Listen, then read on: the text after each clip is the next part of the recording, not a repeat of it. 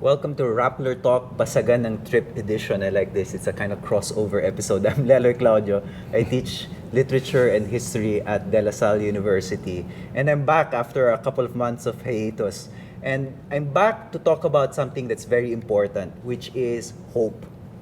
Kasi kaya election lang natin, at para sa marami na kagaya ko na liberal democrat, or at least naniniwala sa mga prosesong demokratiko at naniniwala sa check and balance sa gobyerno, medyo stunning yung election eh. Kasi effectively after the election, mas lalo pang lumakas yung mga grupo sa administrasyon na basically gustong patahimikin yung dissent at gustong patahimikin ang aktivismo.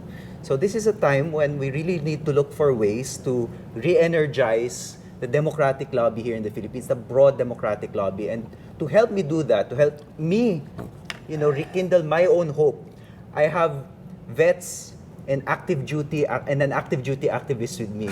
So for the vets, who are also still active duty actually, Mr. Ed Garcia and Mr. Noel Tolentino. And for the active duty activist, my very good friend, Gio Tingson of Akbayan Party. I want you guys to introduce yourselves a little bit because you guys have interesting life stories and why you're here to talk about hope. Maybe we'll begin with Ed. Yeah, well, first of all, thank you for inviting us here. My claim to fame is that I'm a grandfather of 4 lovely granddaughters. And, well, first of all, I started my work on the streets as a hesitant or accidental co-founder of Lakas Diwa during the first quarter storm, which was a militant, non-violent organization that believed in civil disobedience and non-violence, not only as a tool for change, but as a way of life. And then later on, I also joined Kakbay with Pepe Diokno, the likes of Dodong Nemenso, Randy David, Karina, JBL Reyes. So that was the period just before martial law. And then I had the opportunity to be part of the Constitutional Commission to draft our charter. That's why I believe very much in the importance of the Constitution, the 1987 Constitution. And well, the other thing is I also worked for a long time with Amnesty International. That's why I'm a strong advocate of human rights, and I'm very angry at what's going on in Negros Occidental. It's a policy of annihilation. And I also work with International Alert, which is focused on bringing about a peaceful solution to violent conflicts around the globe. And the Philippines is one of the countries in the world with the longest running armed conflict. Yes. So, I guess as a background, I also taught at the Ateneo and UP. So, and now I'm doing something else. My passion is also sports. Oh, okay. So I'm like a life coach with the FU Tamaraws. Oh, okay. Okay. Well, I'm a tenista and I work in La Salle. So I don't know who to cheer for. I could easily cheer for the Tamaraws. I have no loyalties. Just kidding. Mr. Tolentino. Yep, but largely known as Noel. Yeah. I literally met Ed Garcia in the streets of Azcárraga, Claro and Recto, during the bloody rallies of January 27, January 30, 1970. I actually didn't meet him, but I heard him over the loudspeaker, which was broadcasted on Radio DZRH. We finally met formally at the Loyola House of Studies at the Ateneo. My education was largely from De La Salle. And like you, I have very, very little friends from LaSalle. Most of my friends are Ateneans. And I cheer for the Ateneo teams. Oh, okay. Yeah. Matay-tay kay Brother Armin. Well, that's a fact. Now, the reason why I agreed to Ed's encouragement to join this program today is because over the past several, 3 years, I've been grappling about how we can communicate to the new generation of activists. Right, yeah. And perhaps maybe share some of our experiences. That's right. What we've been able to do. And how we were able to do it. Yeah. And what results were we able to acquire. Okay. So those are some of the thoughts that have come to my mind. But essentially also, we'd like to share with your audience that we weren't just rebelling against the situation or political problems at the time. That when there were emergencies, national emergencies like disasters, floods, etc., the organization would group together to generate funds and literally deliver the goods to help the people that suffered.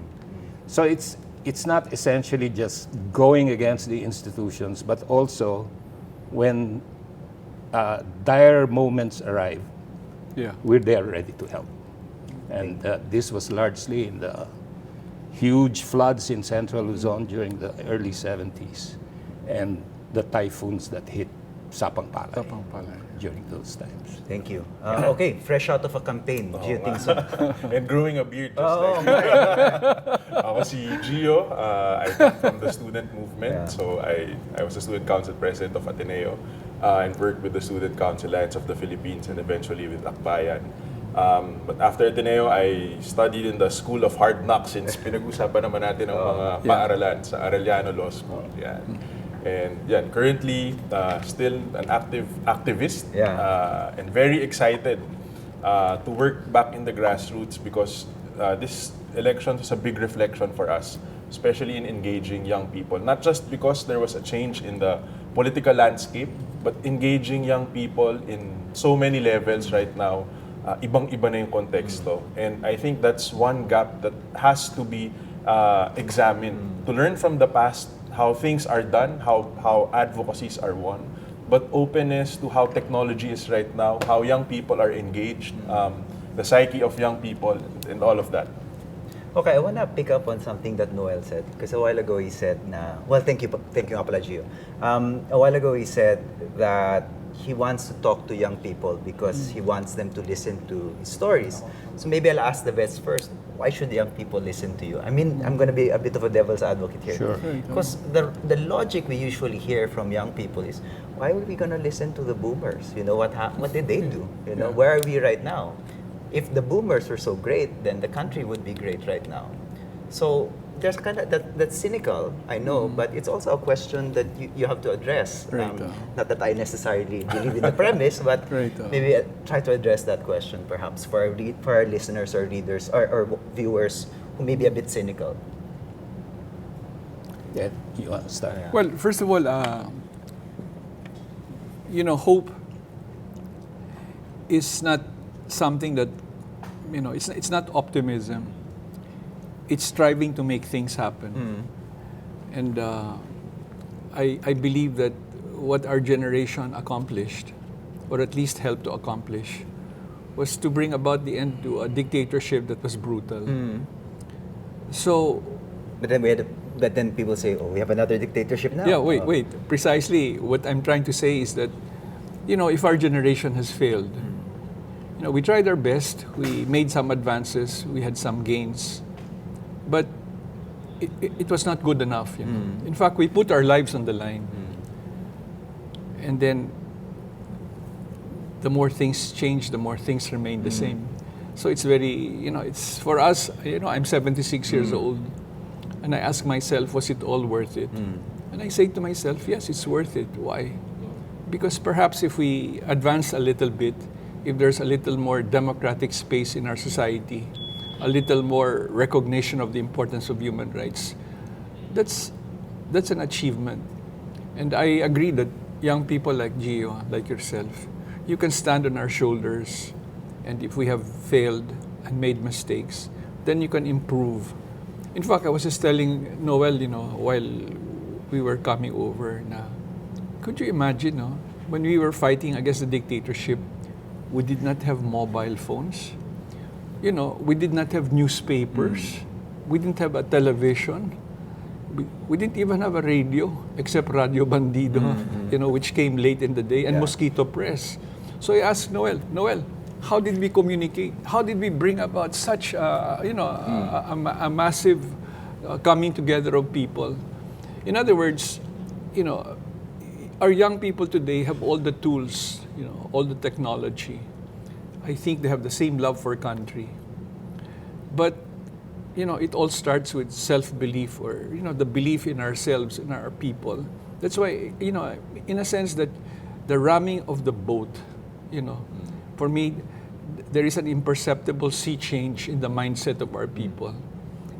Because now, all of a sudden, we now believe that, this country is worth loving. This country is worth fighting for. And our young people, they have to own that. Oh. Noel, anything to add? Why should we trust you guys? We're not asking them to trust us. Okay. We simply want to share the kind of experiences we went through, and perhaps for them to gain an insight, some depth to what was done. Oh. For example, when we first started, who were our role models? The first ever presented by Ed in our first sessions was Mahatma Gandhi. And then the next personality was Martin Luther King. And then beyond that, we went to the workers, which was Cesar Chavez, who was the head of the Grape Workers Union in California. From there, we branched out, studied the books of Sololinsky, Paulo Freire, of the Pedagogy of the Oppressed, and all other books that led us to how we were going to mount this protest, this political action. Now, in terms of communication, how did we do it? With no telephones, or telephones, the old telephone system. There was a lot of discipline where we created amongst network of friends that you as one person dedicated to what we're doing should have a network of 10. So each one had a network of 10. And they were responsible for whatever happened to the 10 and getting them to meetings, getting them to rallies, getting them to protest actions, but always communicating to them, literally even having to go to their homes, And that's the kind of bond that was created.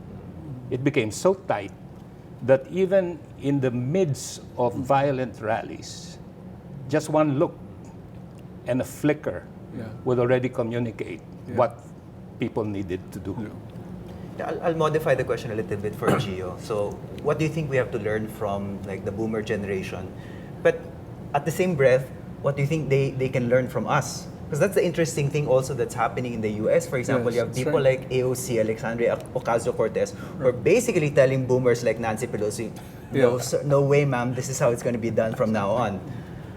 One thing that we'd always look to, nag-iba yung landscape in a sense that the structures of power in terms of communicating, in terms of getting your information, are so different right now.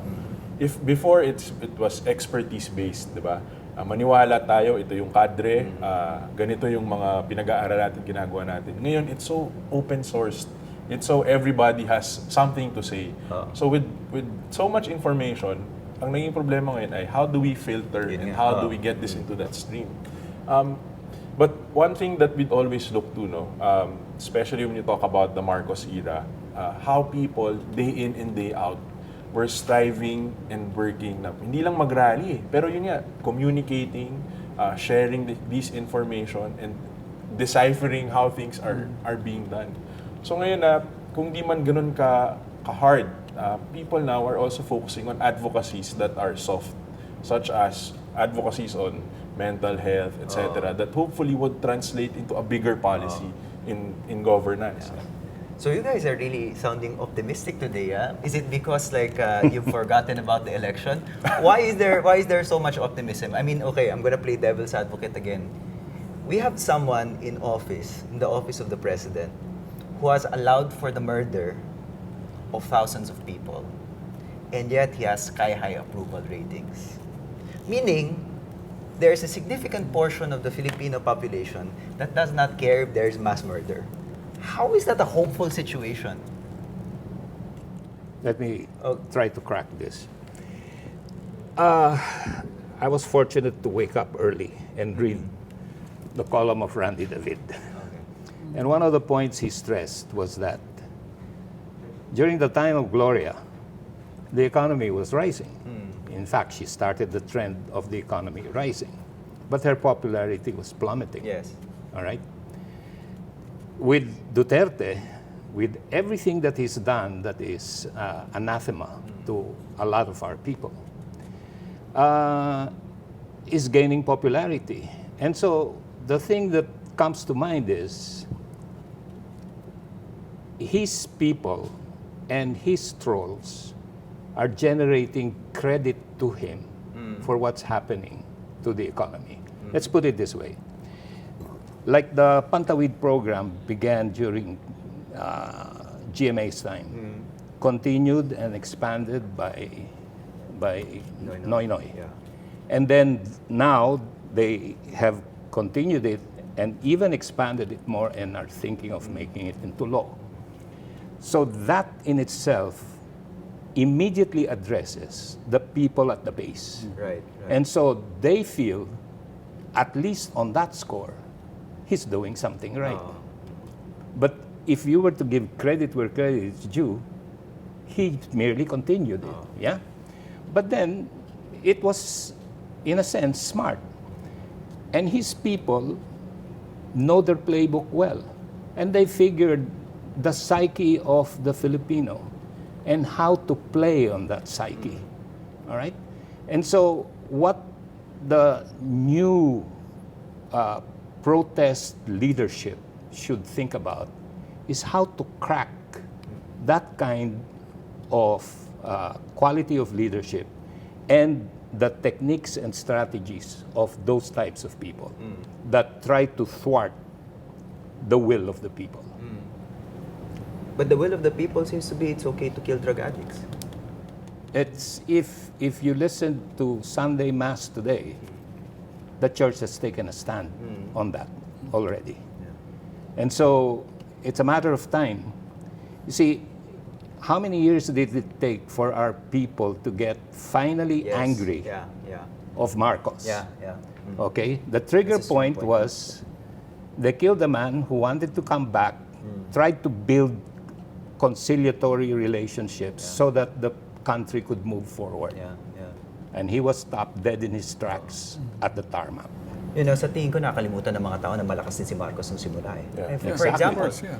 you know, in the late 60s, early 70s, or like 73, for example, was the global oil crisis. It's one of the worst global economic downturns in the world. Actually, the Philippines survived that and actually grew significantly at that time. So Marcos was in command of a powerful economy that was also bucking the trend. So it would have been very difficult actually to launch a powerful opposition to Marcos in the early 70s because the economy was doing well. And I think that's kind of similar to what's happening now. So I think yung isa mga bagay na gusto kong i-communicate, and I don't know if you agree with me, is sa mga tao na naghihintay na magkaroon ng sea change sa politika sa Pilipinas, you know, these things take years. And I wonder if like, you know, how many years will it take for us to shift the tide? Alam mo Ikaw, Gio. The funny thing is, so isang malaking reflection over the past years ay parang walang nangyayari sa bansa. Tama ka, parang ito na ba yung psyche ng Pilipino na pumapayag tayo na okay lang pumatay ng kapwa, diba, for the benefit of other people. And I was talking to isa sa mga nakulong during the Marcos time, no? Sabi ko, hindi ba sabi ko, bakit ngayon ganito? Sabi niya, alam mo nung panahon namin, tama ka, ang lakas ng wave of support para sa mga Marcos dati. Pero day in and day out, we didn't give up. And nung tulak kami ng tulak, araw-araw, di namin na iniisip yung what will happen 2 weeks, 3 weeks from now. Alam namin na klaro yung mga prinsipyo namin, tama yung pinaglalaban. Araw-arawin lang namin to. And something happened. So, sana hindi lang siya paghihintay, no? Yung iba siguro would characterize it as actively waiting. Pero let's characterize it as something that day in and day out, we have to fight inch by inch. What are the inches that we can gain, Ed? You know, actually, I'm very impressed with our young people. You know, what you asked earlier, there is a lot we can learn from the young. You know, nowadays I do a lot of reading. And what inspires me more than anything else is the capacity of young people in different parts of the world to take a stand. You know, I saw a stunning picture of Olga Misik, a 17-year-old high school graduate, you know, in Russia. And you know what she was doing? She was squatting on the streets, reading the Russian Constitution, particularly Article 31 on the right to free assembly, in front of the full battle gear Russian, riot police. You know, it was very inspiring to me because it's very rare that you use the constitution of the country as a shield against repression. You know, and it's not only happening in the streets of Moscow. You know, it's happening in Hong Kong. Joshua Wong, the umbrella movement. You know, and what they have done against the most, powerful country in the region, China. Imagine what young people, are able to do. And so what I'm trying to tell you is that sometimes the majority can be one woman with courage. And that's what Cory Aquino, whose was it that anniversary just took place. Yeah, August 1. And the insult that the president heaped on her, that her only claim to fame was being the widow of a murdered politician. It's more than that, it's the courage and the hope she inspired in our people. And so, right now, we have a case of sedition filed against 36, valiant opposition figures led by one woman with courage, Vice President Leni Robredo. I think the intention of the sedition raps is actually to eliminate the opposition, the voices of the opposition, and in particular, eliminate the Vice President from succession. Because the aim of this is not only to file a case of sedition, but to bar her from succession, constitutional succession.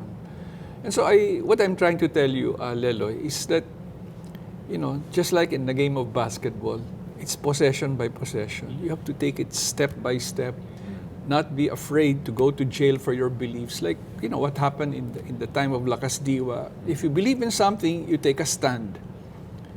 If you have to incite to sedition, because sedition is the call of the day, or resistance is the call of the day, then you take a stand.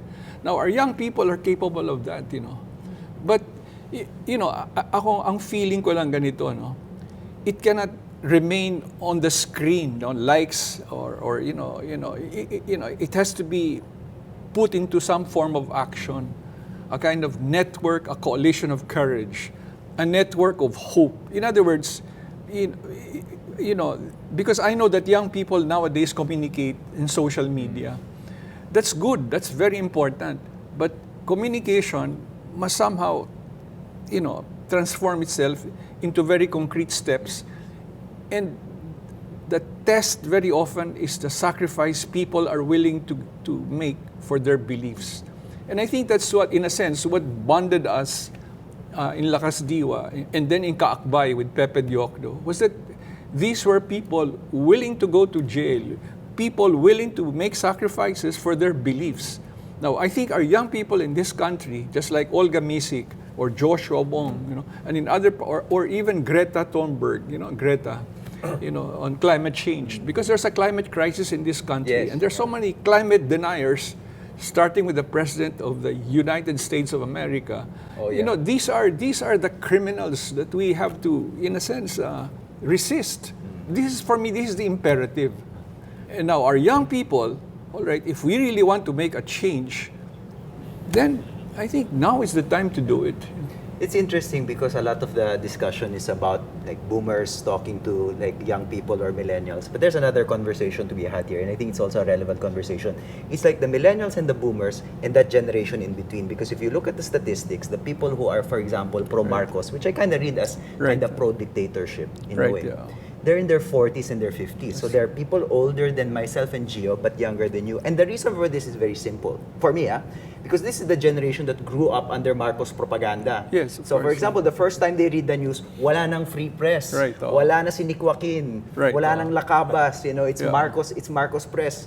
And then so they grew up with that. Right. And so it's this generation that we really need to these are the titos. The titos of Manila are our biggest problem when it comes to democracy building. How do we talk to these guys? Anyone? Like, no, seryoso, sila yung macho. I mean, sila yung pro-Marcos. I mean, and it's borne out by the stats. Yeah. You know, what I think is happening is that there is a moral meltdown, not only in this country but in many parts of the world. You know, that's why when Pope John or Pope Francis, when he speaks about like immigration, for example, the many people who are dying, you know, in the borders or in the seas, and for many politicians who want to be populists or Brexiteers in the UK, or let's say what's happening in the borders in the US right now, you know, it's that really that mentality. Go back where you came from. You know, that's the kind of mentality that you know that's dividing our people. The same thing in this country right now, in our country today.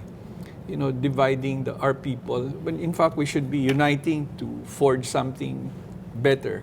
Now, the titos and the titas of Manila. Yeah, no.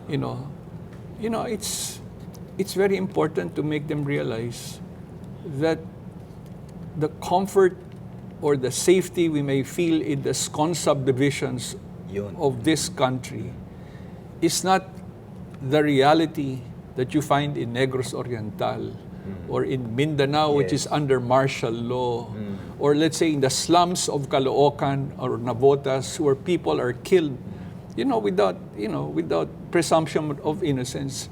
These are the things that are happening. And so with Noel, I agree, it has to be a coalition of generations, to strive, to seek, to find and not to yield. That was, that was the call that Alfred Lord Tennyson in Ulysses made, and that's a call to the successor generation. But you can't do it alone. Lelo is right. You have to bring together all the different generations in this struggle.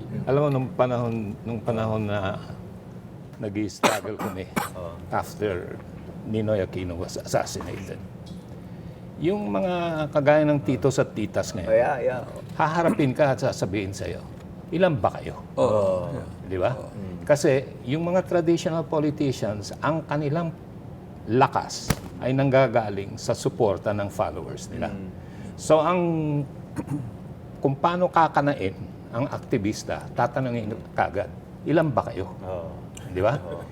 So, ang sagot ay gagawa namin ng paraan na patalbogin ka at hahanapan namin ng kahinaan.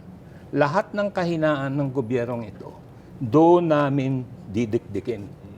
Doon kami focus. So kunwari, nung 1970, yung naging produkto nung first quarter storm rallies, isang listahan ng legislation na importante sa taong bayan. No? Ayaw bigyan ng pansin ng Kongreso.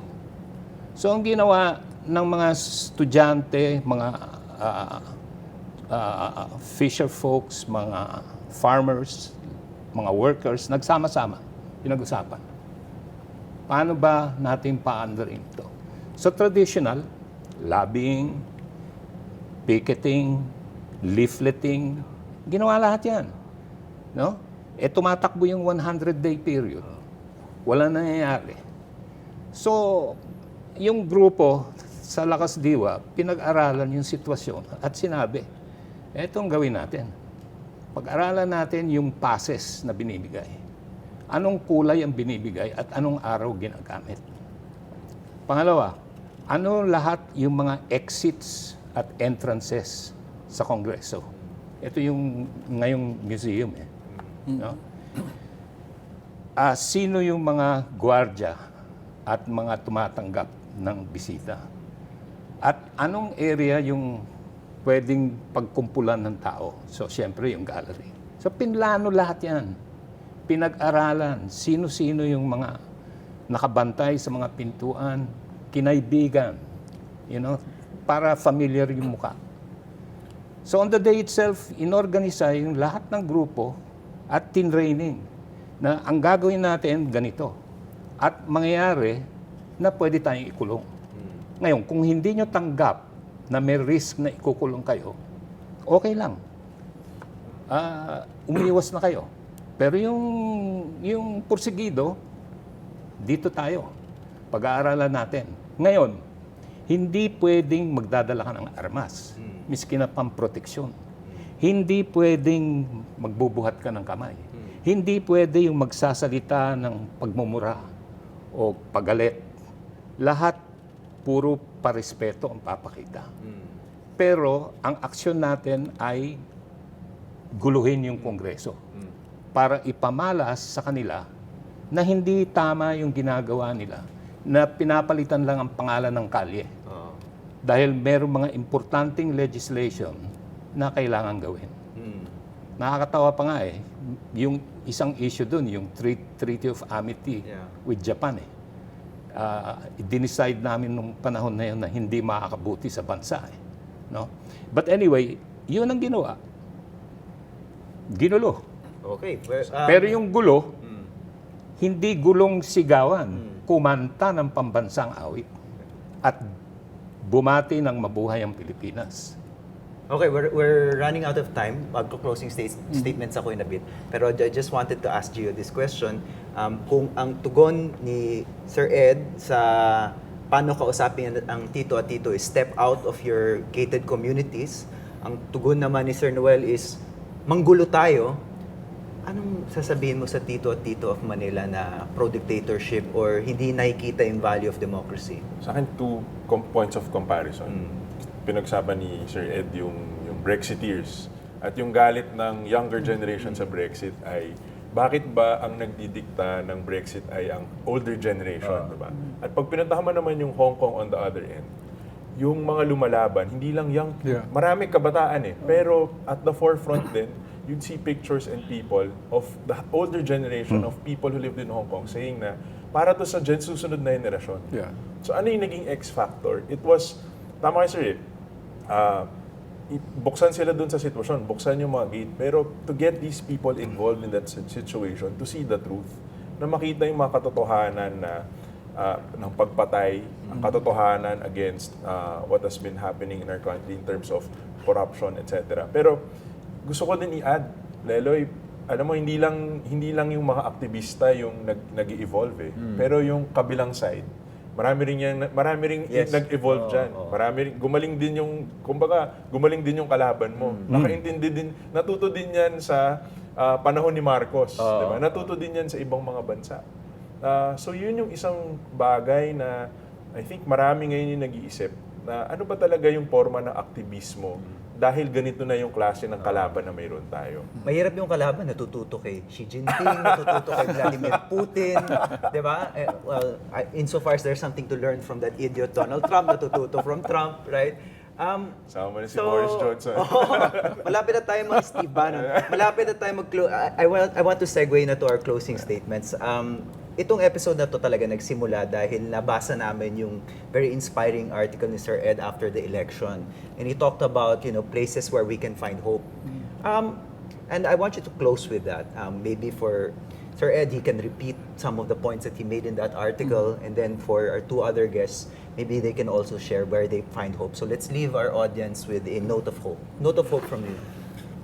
You know, there is a Harvard study across many, many years trying to find out what were the important elements of change, social change, no? Of social movements. And they came upon the 3.5% principle, which is that if in any given society, 3.5% of the population, you know, parang have it's a critical mass for change of mindsets. And in a sense, when Duterte said in his address, oh, 3% lang yung you know, against me. Para sa akin, it gave me hope, you know. Actually, you know, it doesn't require vast numbers. It requires conviction.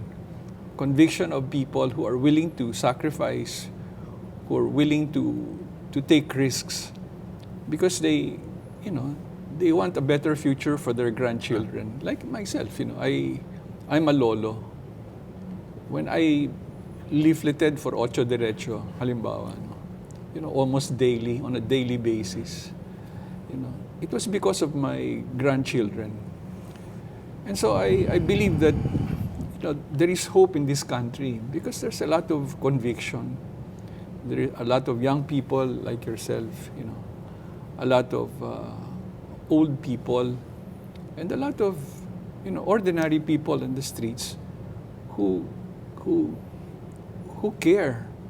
And I think the China card, you know, what's happening about, you know, the fishermen in our country and the choice of this government regarding the West Philippine Sea, you know, is a huge opening, you know, to create this sea change. Yes.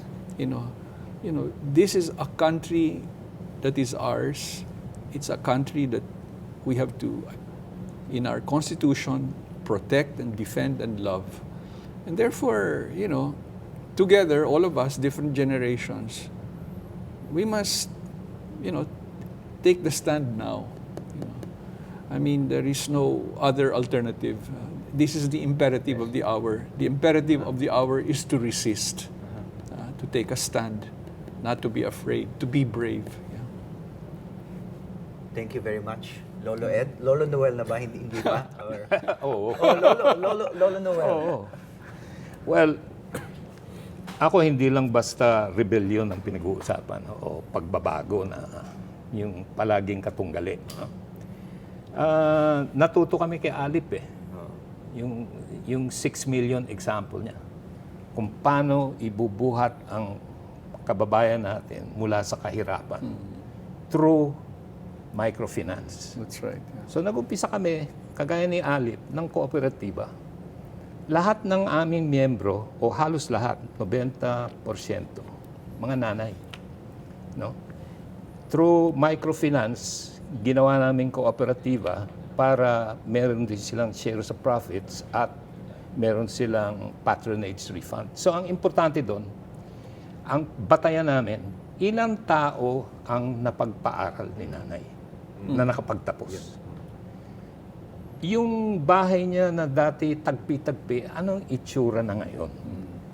Tapos, ano yung pangsustento niya ngayon? Puwera dun sa Pantawid, may negosyo na ba siyang maliit? May tindahan ba siya? So, yun yung mga batayan. So, ngayon, ang nangyayari, nagkakaroon ng komunidad. At yung komunidad, pinagbubuklod namin para maintindihan nila na lahat ito dahil sa tulungan. Hindi yung sarili mo lang tapos magpupursige ka. Kundi may mga katuwang na tao.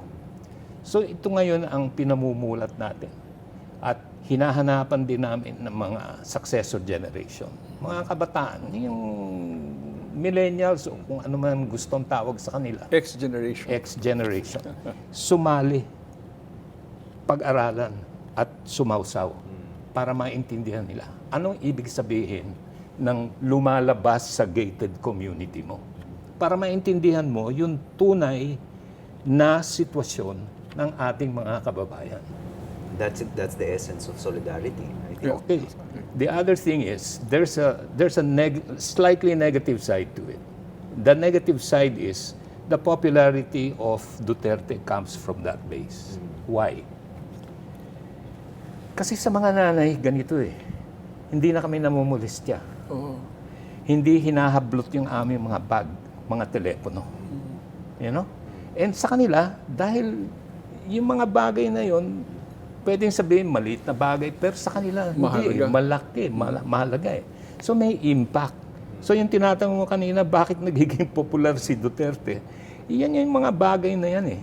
Pero kailangan paintindihin na meron din mga bagay na nilalaman ng konstitusyon na isinulat ni Ed at mga kasamahan niya na yun yung mga buod ng kahalagahan na dapat maintindihan ng lahat ng kababayan natin. At kailangan ipaglaban, kailangan iprotektahan. At isang example na ginagawa ng ating Vice Presidente at yung pagpunta niya dun sa mga laylayan ang nakakapagbigay ng pag-asa. Thank you very much. So from the two lolos, punta naman tayo kay Kuya, soon to be Papa Gio. Ako, dalawang bagay, Una, I'll use the example of the Security of Tenure Bill. When we were pushing for the Security of Tenure Bill, there were many questions kung relevant pa ba ito para sa kabataan. At this day and age, technology is here, AI is here, yung HR dapat magaling, etc. Ang daming issues na ganyan. And young people were saying na baka hindi na to relevant para sa amin. Bakit pa natin itutulak? I was so proud, may isang sumagot na isang youth leader, sinasabi niya, pero yung mga prinsipyo ba natin nag-iba? Na ang trabaho ay dignidad, na ang kita ay importante sa bawat pamilya. Yung prinsipyo hindi nag-iiba eh.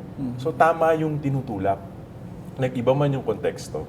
Pangalawa, if you would look at ang gloomy kasi ng Pilipinas in one scale na sa dami ng patayan, etc.